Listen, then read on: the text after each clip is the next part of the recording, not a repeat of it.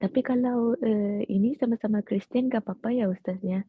Ini sebab satunya Malah nggak Muslim, apa-apa. satunya Iya, ini kita datang aja ya. Ini sebab datang satunya aja. Muslim ya. Hmm. Makasih Ustaz, makasih Bu Mulyana soalannya ya. Mungkin kita sambil mulai ya, biar Ya, nunggu yang Iya lain. silakan Ustaz ya. Baik, silahkan. seperti biasa kita membaca Fatihah terlebih dahulu ila hadratin Nabi Muhammadin sallallahu alaihi wasallam wa alihi ashabi azwajihi wa dzurriyyatihi wa ahli baitihi thayyibin tahirin wa ashabil akramin al muhtadin wa azwajihi dhurrat ummahatil mu'minin wa tabi'in tabi'in lahum bi ihsan min sulma إلى روحي أبي بهجر العسقلاني وإلى روح مشينا مشينا وإلى أرواح جميع آبائنا وأمهاتنا وأجدادنا وجداتنا شيء لهم الفاتحة. أعوذ بالله من الشيطان الرجيم بسم الله الرحمن الرحيم الحمد لله رب العالمين الرحمن الرحيم مالك يوم الدين إياك نعبد وإياك نستعين اهدنا الصراط المستقيم صراط الذين أنعمت عليهم غير المغضوب عليهم ولا الضالين. بسم الله الرحمن الرحيم الحمد لله والصلاة والسلام على رسول الله وعلى آله وصحبه ومن والاه أما بعد. Ibu-ibu yang dirahmati oleh Allah peserta pengajian online, alhamdulillah pada kesempatan kali ini kita bisa berjumpa kembali untuk membaca dan meneruskan rutinan mingguan membaca kitab Bulughul Maram karya Al-Imam Ibnu Hajar Al-Asqalani sampai di pembahasan Jumat. Wan Jabir bin Samurah dan diriwayatkan dari sahabat Jabir bin Samurah radhiyallahu taala anhuma anna Nabi sallallahu alaihi wasallam bahwa Nabi sallallahu alaihi wasallam kana yakhtubu qa'ima. Nabi berkhutbah Jumat qa'iman dalam keadaan berdiri. Jadi sunnah khutbah Jumat bukan sunnah, wajib gitu ya bagi yang mampu. Khutbah Jumat itu berdiri, bukan duduk. Kecuali nanti selesai khutbah pertama maka sunnah duduk seperti itu. Tapi selama mampu imam ini maka wajib berdiri. Karena Nabi khutbah Jumat dengan berdiri. Tsumma yajlisuh, kemudian Nabi duduk. Nah, ini berarti duduk di antara dua khutbah. Tsumma yakumuh, kemudian Nabi berdiri lagi fayakhtubu qa'imah. Kemudian Nabi khutbah lagi qa'iman sambil berdiri. Jadi menurut semua ulama syaratnya khutbah itu harus berdiri. Kecuali kalau imamnya sudah uzur ya lansia dan tidak ada pengganti di kawasan tersebut, maka boleh. Itu namanya uzur. Faman amba'akah barang siapa yang memberi kabar kepadamu annahu bahwa Nabi kan yaktubu jalisa, Nabi khutbah duduk sambil duduk. Faqad kadzabah, maka orang tersebut telah berbohong. Akhrajahu Muslimun, hadis ini diriwayatkan oleh Imam Muslim. Wa an Jabir bin Abdullah radhiyallahu taala anhuma, diriwayatkan dari Jabir ibn Abdullah, sahabat yang lain bernama Jabir. Ini beda orang karena binnya beda ya. Yang di atas itu Jabir bin Samurah, yang ini Jabir bin Abdullah. Qala, Jabir berkata, karena Rasulullah sallallahu alaihi wasallam, Nabi sallallahu alaihi wasallam idza khatabah, tatkala khutbah, ihmarrat ainahu, kedua matanya memerah, wa ala sautuhu, suaranya keras nyaring, tinggi, nadanya tinggi. Washtadda ghadabuhu, dan beliau terlihat sangat marah. Hatta ka'annahu mundhiru jaishin, seakan-akan sedang memberi orasi semangat kepada tentara. Nah, Nabi kalau sedang ceramah itu serius, itu kira-kira ya, serius. Nabi serius. Apakah Nabi bercanda? Ya terkadang bercanda Rasul. Tergantung tema dan topiknya gitu ya. Tapi umat akhir zaman ini lebih suka yang bercanda. Sehingga beberapa khatib, beberapa dai itu memilih untuk menyelingi nasihat-nasihatnya dengan candaan seperti itu. Agar tidak ngantuk, agar semangat lagi, agar tidak membosankan seperti itu. Tapi terkadang beberapa dai juga kebablasan. Kebablasan sehingga candaannya itu juga kebablasan. Candaannya bahkan terkadang nyakiti orang lain. Candaannya bahkan terkadang eh, apa?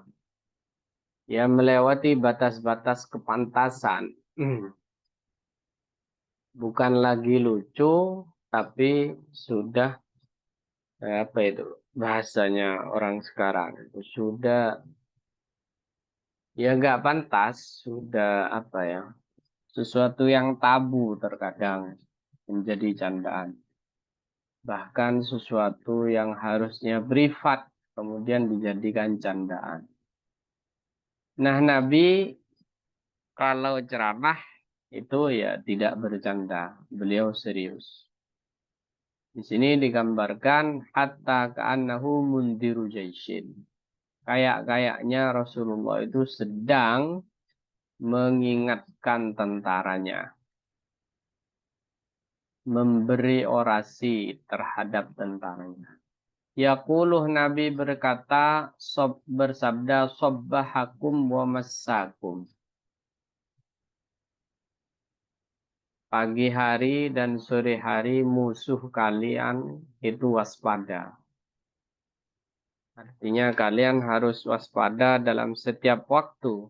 Sobbahakum wa massakum. Wa yaqulu, kemudian Nabi bersabda dalam khutbahnya, amma ba'du. Fa inna khairal haji kitabullah. Fa inna khairal hadithi kitabullah.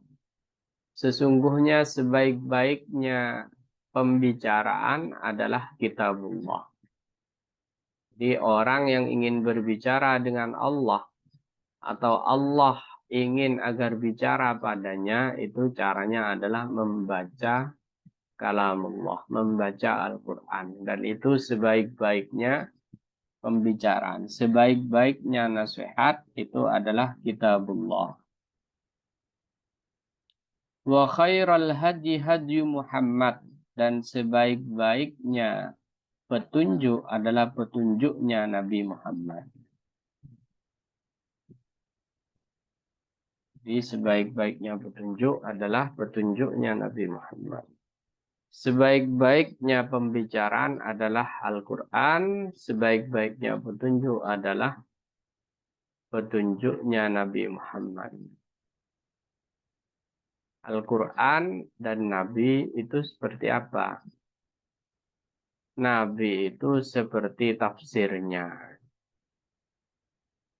Jadi kalau ingin melihat Al-Quran berjalan, ya lihatlah Nabi. Kata Siti Aisyah, kana khuluquhul Quran. Pernah Siti Aisyah ditanya, bagaimana akhlaknya Nabi? Kana khuluquhul Quran. Akhlaknya Nabi ya Al-Quran. Jadi Nabi itu adalah pengejawantahan aplikasi praktik dari Al-Quran seperti itu. Terus kan nabinya sudah tiada, yang mengaplikasikan sekarang siapa? Ulama. Jadi ulama itu disebut dengan pewaris para nabi.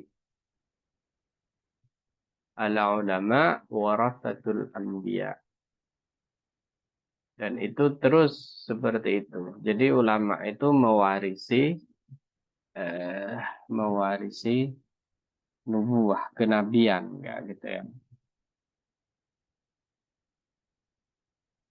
Mewarisi dalam hal apa? Dalam hal keilmuannya. Tapi biasanya ya dibagi-bagi, namanya warisan kan. Tidak semua ulama itu kompeten di bidang tertentu. Di semua bidang. Tidak semua ulama kemudian kompeten di semua bidang. Misal Ustadz Muhlisin, ya beliau ahli di dalam Al-Quran, di dalam tajwid, di dalam tartil, di dalam ilmu-ilmu yang terkait dengan Al-Quran. Saya misalkan ya ahli dalam bidang akidah, kayak gitu. Gak lantas saya itu ahli di dalam ilmu-ilmu yang terkait dengan Al-Quran. Jadi pewaris para nabi itu mewarisi ilmu-ilmu Rasulullah. Namanya warisan ya tidak ada yang dapat kesemuanya. Tidak ada keahlian-keahlian tertentu meskipun ada beberapa ilmu yang memang biasanya dikuasai oleh banyak orang seperti ilmu fikih misalnya. Jadi ibarat menu warung, ada menu yang memang disukai orang banyak, sehingga setiap ulama harus tahu itu, tapi ada menu yang terkadang hanya disukai segelintir orang. Wa syarrul umuri muhdasatuha. Sejelek-jeleknya perkara adalah muhdasatuha yang baru-baru. Wa kullu bid'atin dolalatun. Setiap perkara baru itu sesat. Jadi ini hadis biasanya sering dipakai oleh sebuah kelompok di dalam Islam yang sering menyesatkan saudara-saudaranya. Wa syarrul umuri muhdasatuha wa kullu bid'atin dolalah. Nah, kelanjutan hadis ini berbunyi wa kullu dolalatin finnar. Setiap bid'ah. Bid'ah itu maknanya suatu yang baru, suatu yang inovatif itu namanya bid'ah. Inovasi itu bid'ah. Makanya seorang yang inovatif itu biasanya disebut dengan mubdi'. Mubdi', bid'ah. Jadi setiap yang inovatif itu sesat dan setiap sesat itu neraka. Kira-kira begitu makna zahirnya gitu ya. Makna lahiriahnya seperti itu. Nah, maka hadis ini tidak bisa kemudian dipahami secara lugu seperti itu. Oh, pokoknya baru pasti sesat seperti itu. Kalau dipahami secara lugu seperti itu, maka akan memakan banyak korban dan menggambarkan Islam itu agama yang anti inovasi, kira-kira begitu ya. Anti inovasi, anti apa? Anti pembaharuan. Berarti agama yang sangat kolot seperti itu. Maka kemudian Imam Syafi'i dan beberapa ulama salaf membagi bid'ah itu ada dua, bid'ah hasanah dan bid'ah sayyi'ah. Inovasi yang baik, ada inovasi yang buruk seperti itu. Inovasi yang baik dan inovasi yang buruk. Kalau setiap inovasi itu buruk, ya bahaya. Jadi kata-kata setiap di sini itu tidak mutlak. Kira begitu. Tidak mutlak. Tidak umum. Tapi terbatas. Terbatas kepada apa? Terbatas kepada bid'ah sayyi'ah. Wa kullu bid'atin sayyi'atin dolalatun. Begitu takwilnya. Setiap bid'ah yang buruk, setiap inovasi yang buruk, maka itu sesat seperti itu. Karena agama Islam itu tidak anti terhadap inovasi. Banyak sekali bid'ah-bid'ah di dalam Islam, tapi bid'ah yang hasanah. Semisal sholat tarawih, itu bid'ah. Bid'ahnya Sayyidina Umar. Dulu sholat tarawih dari zaman Nabi sampai Nabi wafat diganti oleh Khalifah Abu Bakar, itu tidak pernah melaksanakan atau pernah dilaksanakan, tapi Nabi kemudian tidak mau lagi melaksanakan sholat tarawih berjamaah. Ya sholat tarawih sendiri-sendiri. Sampai kemudian di masa Khalifah Umar. Sayyidina Umar jadi khalifah dan melihat kaum muslimin semakin membludak, semakin banyak. Kok sepertinya tidak elok, kata Sayyidina Umar, kalau sholatnya sendiri-sendiri. Akhirnya Sayyidina Umar berinisiatif untuk udahlah sholat tarawih ini kita berjamaah. Akhirnya sholat berjamaah dan Sayyidina Umar mengatakan ni'matul bid'atu hadihi. Ni'matil bid'atu hadihi. Sebaik-baiknya bid'ah, ya ini sholat berjamaah di sholat tarawih. Berarti memang ada bid'ah yang baik, ada bid'ah yang buruk. Banyak yang bid'ah yang baik gitu. Adanya madrasah, adanya kelas ya. Kelas 1, kelas 2, SMP, SMA. Itu bid'ah. Karena di masa Nabi pendidikan itu tanpa kelas. Pendidikan itu ya di masjid seperti itu. Apalagi sekarang ini kita sedang melakukan bid'ah. Belajar agama kok lewat Zoom. Itu bid'ah ini. Karena Nabi gak pernah melakukannya. Pakai kubah masjid misalkan itu bid'ah. Nabi gak pakai kubah. Apalagi tempat imam gitu. Tempat sholatnya imam itu bid'ah. Nabi gak pernah sholat di zaman Nabi gak ada tempat imam itu. Tidak ada.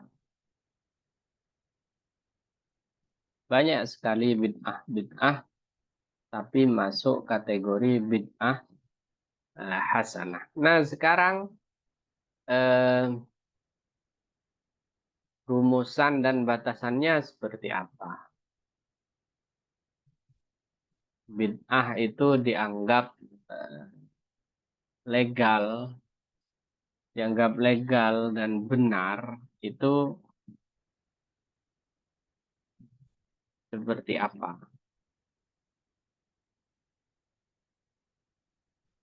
Nah, bid'ah yang dianggap legal dan dianggap baik itu apabila tidak merubah sesuatu yang di apa di diajarkan oleh syariat seperti itu. Tidak merubah sesuatu yang diajarkan oleh syariat.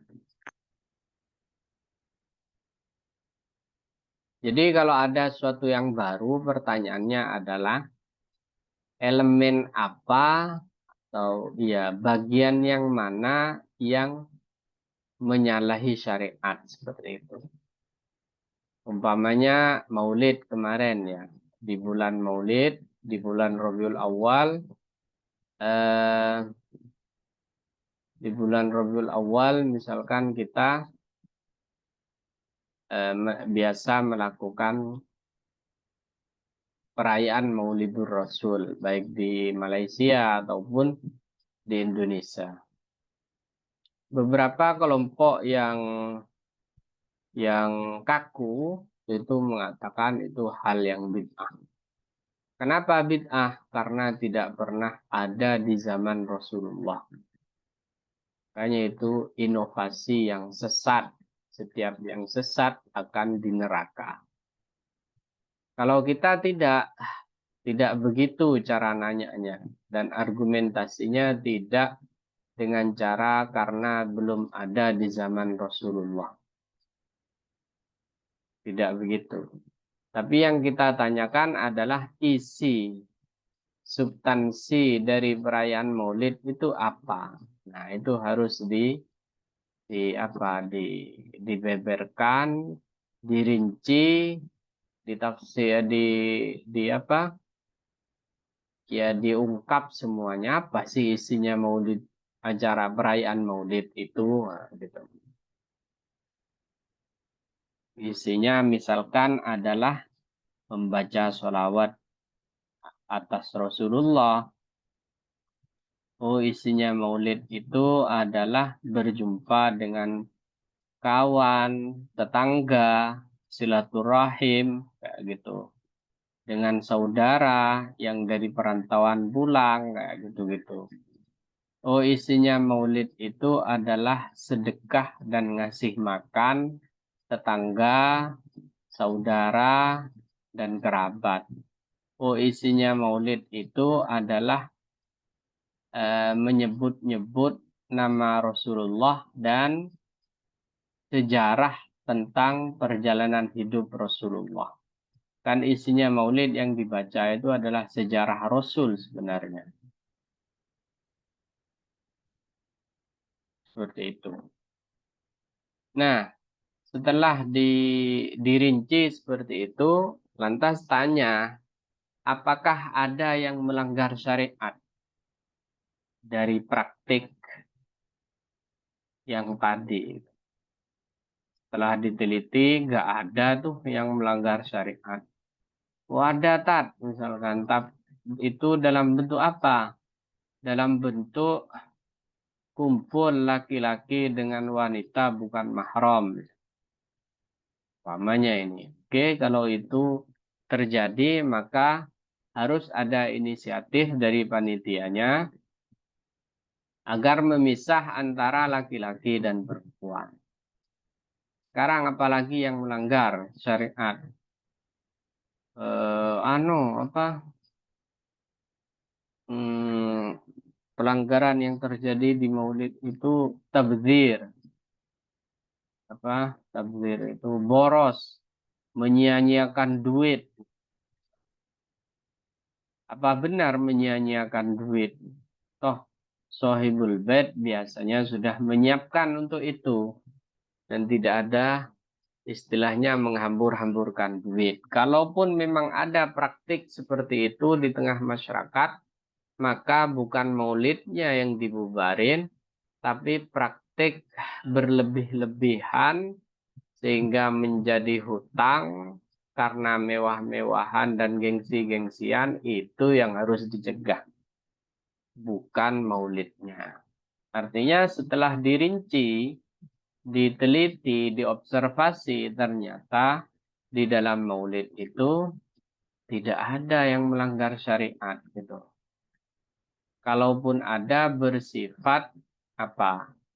Bersifat baru datang, bukan inti dari perayaan si maulidnya, dan bisa diobati dengan cara tadi. Kalau memang ada percampuran laki-laki dan perempuan, tinggal dipisah. Kalau ada yang berlebih-lebihan dan keterlaluan di dalam perayaan Maulid, ya tinggal diingatkan oleh kiainya, oleh orang-orang terhormat di kampung tersebut. Jadi kita jangan lagi memakai logika ini ada nggak ya di zaman Rasul. Kalau logikanya seperti itu, maka akan sangat banyak sekali yang tidak ada di zaman Rasul. merek-merek apa, jilbab misalnya, nggak ada di zaman Rasul. Rasul hanya menyuruh nutup aurat, kayak gitu-gitu. Nggak ada Rasulullah nyuruh pakailah jilbab yang mereknya A, mereknya B, nggak ada. Nggak serinci itu. Jadi agama ini nggak sekaku itu.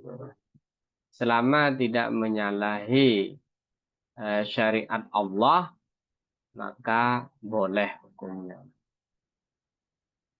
Al-aslu fi al-ibahah, kata ulama. Asal dari segala sesuatu itu boleh. Sampai datanglah dalil yang mengharamkannya. Jadi yang harus dipegang ini.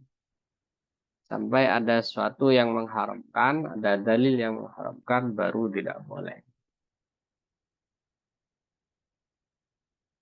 Tahlilan itu warisan Hindu-Buddha, Ustaz. Oke, warisan Hindu-Buddha, tinggal pakai cara tadi. Ada nggak dalam praktik tahlilan itu yang menyalahi syariat? Kan isinya orang berzikir, baca tahlil, la ilaha illallah, baca tahmid, baca Quran, qul huwallahu ahad, Allahus samad, baca banyak.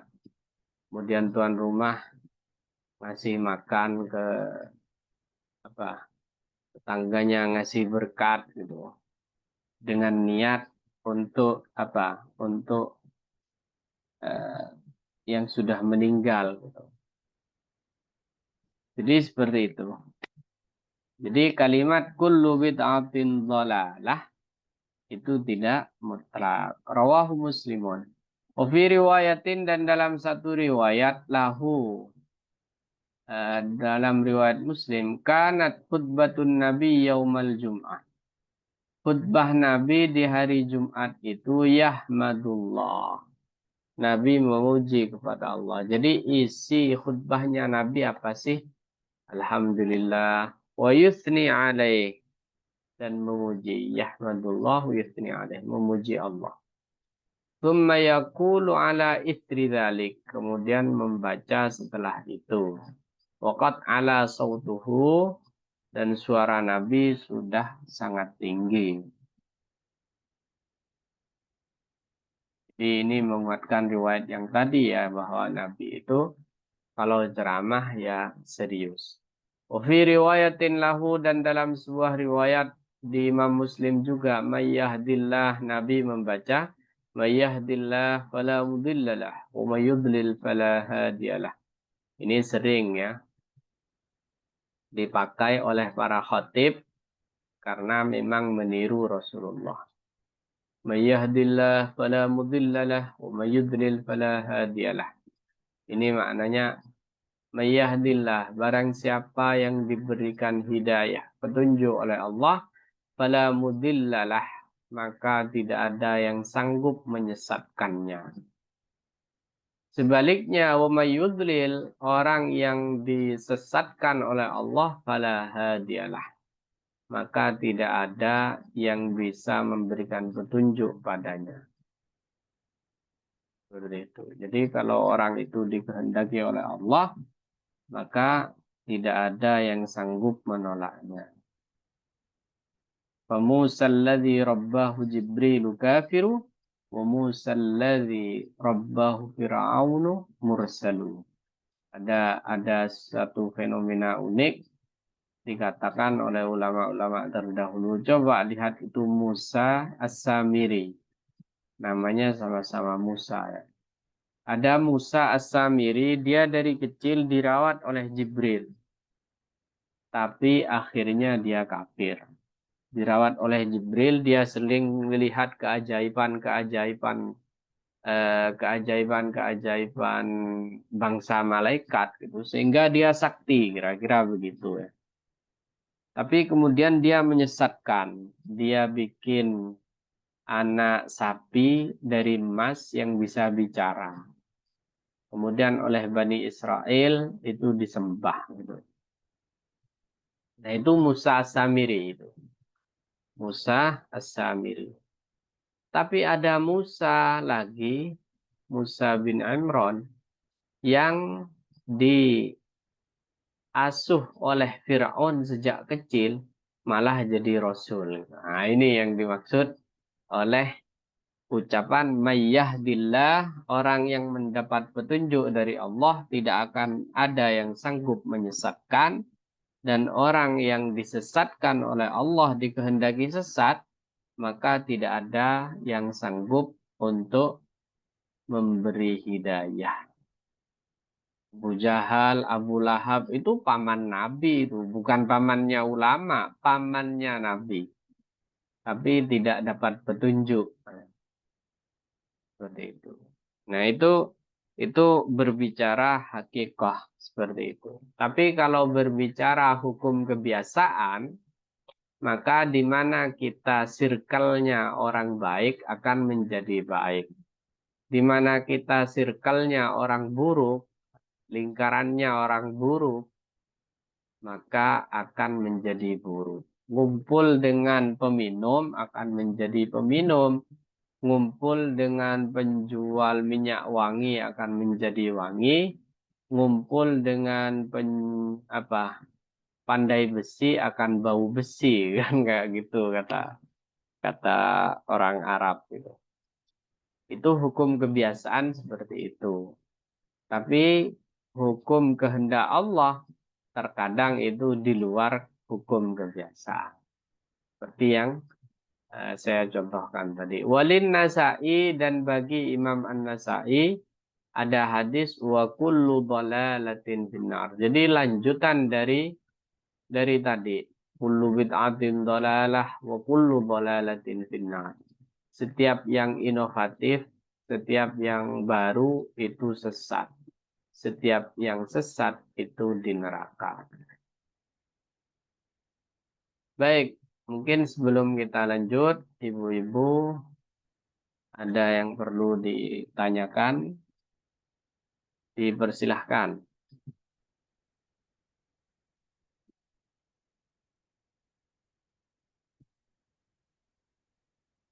Ustadz, berarti kita apa namanya kan sekarang banyak tuh kajian yang maaf ya tadi Ustadz bilang membeda-bedakan sesuai dengan ininya tadi ya apa sih sesuai dengan apa maksud apa tujuannya gitu ya itu ya tadi ya kan yang tadi Ustadz bilang gitu kan ya Iya, terus tapi nanti kalau dibilang tetapi kan eh, apa namanya Rasulullah nggak buat kayak gitu gitu loh iya, itu nanti itu gimana pasti ujung-ujungnya maaf ya begitu bilangnya tadi maksudnya iya, Rasulullah gak ngajarin begitu gitu loh. Jadi kan mati gaya. Selesai saya. iya, iya, Maaf. iya, iya. Jadi Rasulullah nggak begitu biasanya. Yaitu caranya ditanya balik gitu.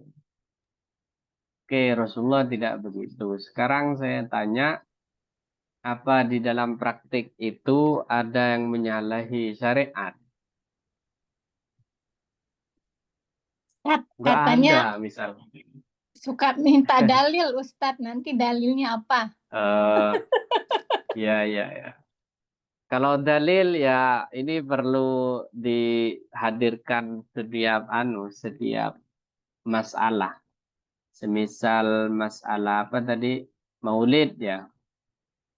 Kalau dalilnya ya Rasulullah itu juga apa? Senang dengan hari kelahirannya, yaitu hari Senin. Akhirnya Rasulullah puasa di hari Senin. Ditanya sahabat, kenapa Rasulullah puasa? Karena kata Nabi, hari Senin itu aku dilahirkan dan di hari Senin itu aku diutus sebagai Rasul. Nah itu Nabi kan merayakan berarti. Tapi kan bentuknya puasa. Ya puasa itu kan ibadah. Nah, kayak gitu. Nah ibadah untuk merayakannya nggak harus dalam bentuk puasa. Yang penting ibadah, sedekah ibadah. baca sholawat ibadah, membaca sejarah Nabi ya ibadah, kayak gitu. Ya memang akhirnya sulit. Mati gaya. Cuma kalau misalkan nantang dalil itu ada semua, Bu.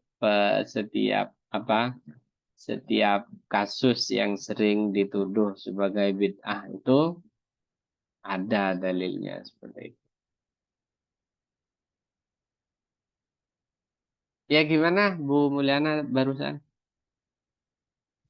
Iya, Ustazah, saya juga pernah, maksudnya ini buku nih, saya pernah ada acara gitu, saya taruh buku ini. Nah, itu bukan Ustadz mereka, saya nggak tahu.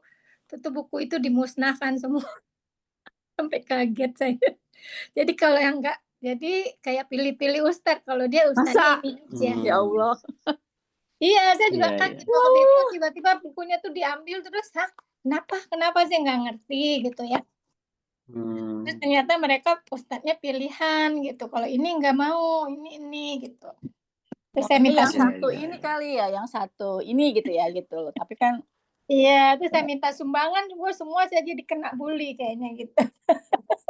Kaget aja waktu itu. Oh, jadi bukunya diambil, Ibu. Iya, saya nggak mau nyebutin salah satu. Itu ada Ah, buku saya tahu, gitu. saya tahu. Tuh bukunya iya, iya. diambil. Saya kaget gitu. Kenapa ini? Tiba-tiba nggak boleh, terus ribut gitu. Terus tapi saya kan orang Aceh. Iya. Itu kan maulud itu kita ngumpulin sedekah lah apa gitu. Udah tuh rame ada gitu. Udah jadi saya sekarang ngerti kalau saya minta sumbangan orang yang diem aja, oh berarti dia nggak mau gitu. Iya. Jadi kalau kita ngikuti pendapat yang bid'ah itu, akhirnya kita menyesatkan banyak orang gitu. Menyesatkan ya senusantara jadinya. Aceh, Malaysia, semuanya. Karena mereka sedang mempraktikkan bid'ah kan, gitu kan, yaitu Maulidur Rasul itu. Terus apakah semua ulama yang merayakan itu semuanya sesat dulu? Itu kan pertanyaan yang yang sulit dijawab juga. Terus ini tradisi sudah berlangsung ratusan tahun. Iya kan, sama kayak Isra Mi'raj ya Tat ya, kayak gitu ya, Maulid, Isra Isra Mi'raj, kenapa Mi'raj, jadi iya, ribut sama. ya? Kayak gitu. Kalau ada yang nanya, apakah kita butuh dengan acara-acara seperti itu? Ya kita butuh. Karena manusia modern itu kan harus ada momen untuk mengingat lagi Rasulnya. Nah, perayaan-perayaan Maulid itu dimaksudkan memang agar umat ini ingat kembali kepada nabinya. Semakin menumbuhkan cinta kepada nabinya. Dan itu butuh momen. Butuh acara-acara perayaan-perayaan seperti itu. Jadi secara sosiologis, secara sosial, itu memang dibutuhkan untuk menyadarkan kembali tentang pentingnya sosok Nabi Muhammad, tentang pentingnya teladan Nabi Muhammad, tentang pentingnya mempelajari akhlak-akhlak Nabi Muhammad. Wah itu kan bisa hadir di majelis. Gak setiap orang gitu ya suka ke majelis. Nah, ibaratnya kita melempar pancing, melempar apa itu? Melempar jala gitu. Gak setiap orang itu mau kalau diajak ke majelis. Ada orang yang pancingannya itu harus acara-acara resmi, acara-acara formal seperti itu. Dan mereka butuh untuk memperbaharui jalinan hati dengan nabinya, jalinan kalbu dengan rasulnya sebagai juru syafaatnya kelak, kan seperti itu. Karena semuanya ini adalah umat Rasulullah SAW. istilahnya orang yang sibuk dengan maulid Sungguh itu sobat ya. bid'ah. Itu memang sibuk dengan bungkus, Ibu. Sibuk dengan bungkus. Nah, pokoknya itu gak ada di zaman Nabi kan bungkusnya. Nyatanya kalau kita rinci ke dalam, apa aja sih isi maulid? Isinya itu apa?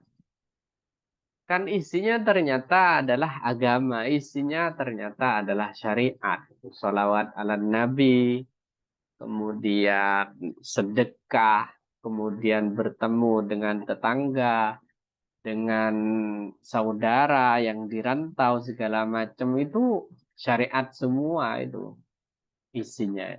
Tapi isi ini nggak peduli terhadap orang-orang seperti itu. Pokoknya bentuk, format, dan bungkusnya itu nggak sesuai dengan dulu di zaman Nabi ya berarti bid'ah. Kalau kita kan nggak ingin tahu isinya dulu. Urusan bungkus ini kan strategi marketing kira-kira begitu ya. Strategi ya dakwah dakwah dakwah zaman ini gitu.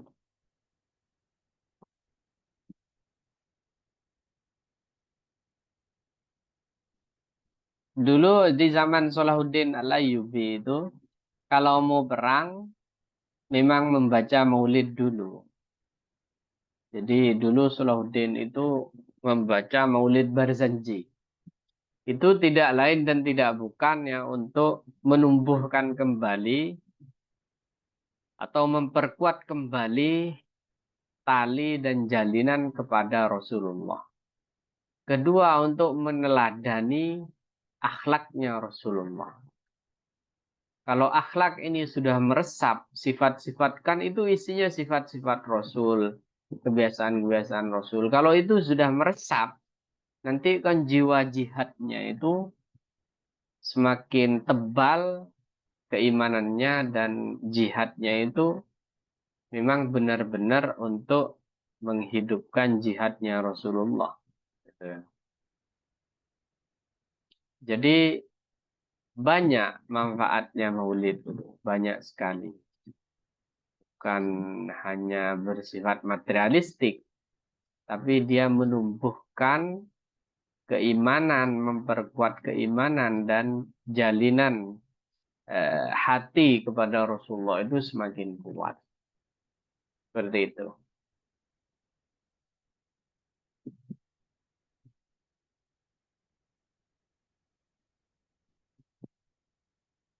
Masih ada yang lain? Kalau tidak ada, kita tambahkan 2 hadis lagi. Wa an Ammar bin Yasir radhiyallahu taala anhuma, dan diriwayatkan dari Ammar bin Yasir. Ini seperti yang saya ceritakan dulu. Ammar bin Yasir itu salah satu sahabat yang masuk Islam awal-awal. Jadi keluarga Yasir. Ini keluarga budak sebenarnya. Yasirnya budak, terus istrinya itu budak, Ammar juga masih budak. Ini masuk Islam ceritanya. Di awal-awal Islam masih sangat sedikit dalam hitungan jari. Sehingga keluarga Yasir ini mendapat siksaan dan cobaan dari tuannya. Kamu kok berani-beraninya masuk Islam? Akhirnya satu keluarga ini disiksa. Disiksa karena ya karena Yasir dan istrinya ini sudah tua, sampai kemudian ada yang meninggal dan Ammar menyaksikan. Pertama yang meninggal ibunya kalau tidak salah. Itu Ammar menangis. Setelah ibunya, kemudian ayahnya Yasir juga menangis. Waktu itu masih di Mekah, kaum muslimin masih minoritas. Tidak ada syariat jihad, tidak boleh melawan. Maka Rasulullah hanya bersabar dengan para sahabat. Kemudian karena Ammar ini tidak kuat menyaksikan kedua orang tuanya disiksa gitu ya. Akhirnya Ammar ini keluar dari mulutnya kata-kata murtad. Jadi dia menyatakan kafir.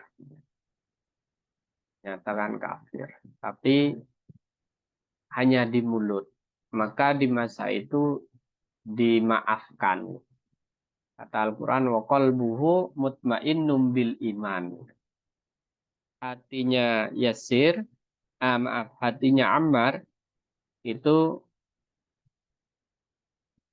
tetap dengan keimanannya. Jadi tidak pengaruh meskipun apa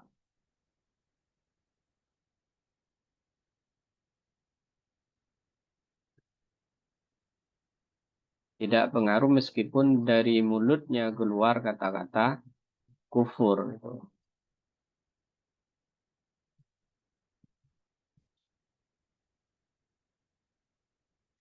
Nah, ini ayatnya.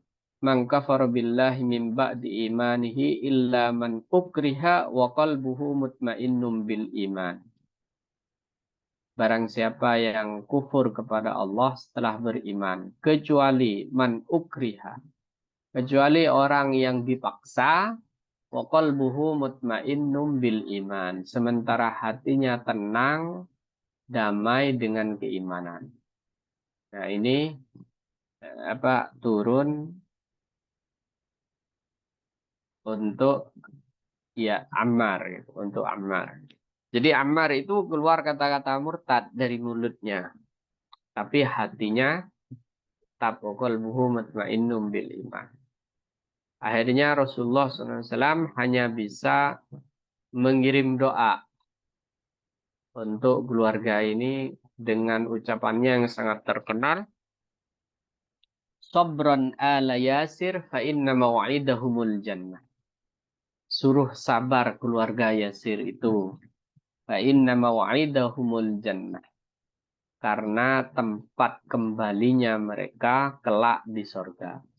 Jadi satu keluarga ini dijamin masuk surga. Sabran ala Yasir fa inna maw'idahumul jannah.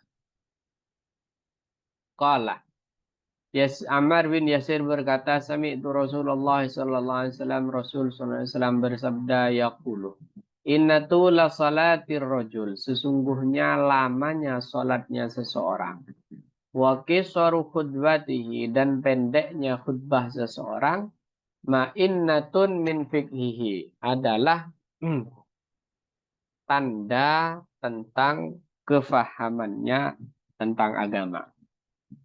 Fikih di situ bukan ilmu fikih, tapi lebih luas.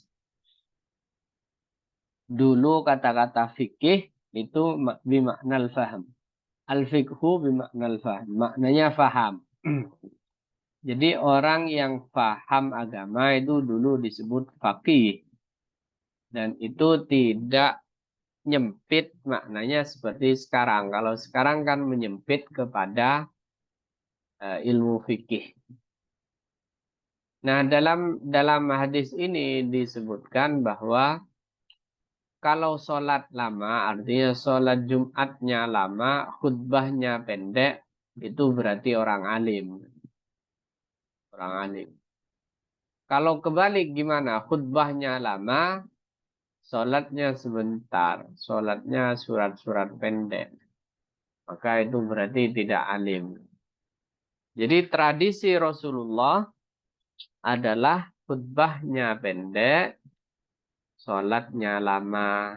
Rawahu Muslimun. Hadis ini diriwayatkan oleh Imam Muslim. Wa Ummi Hisham binti Harithah.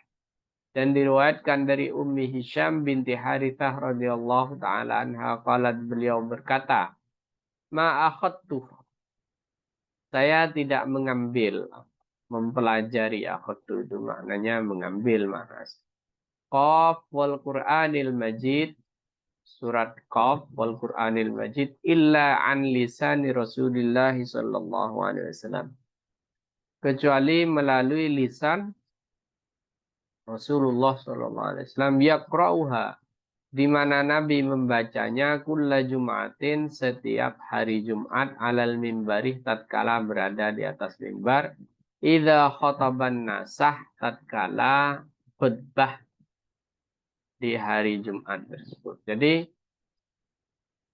Ummi Hisham, perempuan ini ya, sahabiyah ini, bisa hafal Qaf wal Qur'anil Majid itu karena Nabi sering mengulang-ulang tatkala di atas mimbar. Seperti itu.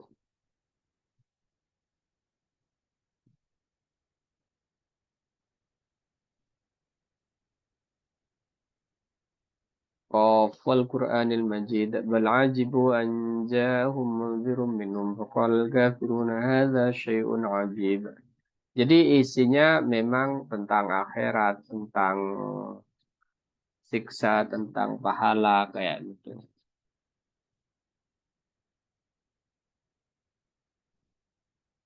Sehingga di dalam khutbah itu sunnahnya seperti itu. Dan ini juga menunjukkan berarti Ummi Hisham ini kuat hafalannya ya. Sekedar mendengar itu sudah hafal. Mendengarnya seminggu sekali berarti. Berarti suara Nabi juga keras ya, iya. Di antara keistimewaan suara Nabi, di antara mukjizatnya itu suaranya itu bisa didengar orang yang di depan ataupun orang yang agak belakang sana itu dengar semuanya. Rawahu Muslimun, hadis ini diriwayatkan oleh Imam Muslim. Sebelum kita tutup, mungkin ada yang perlu dipertanyakan.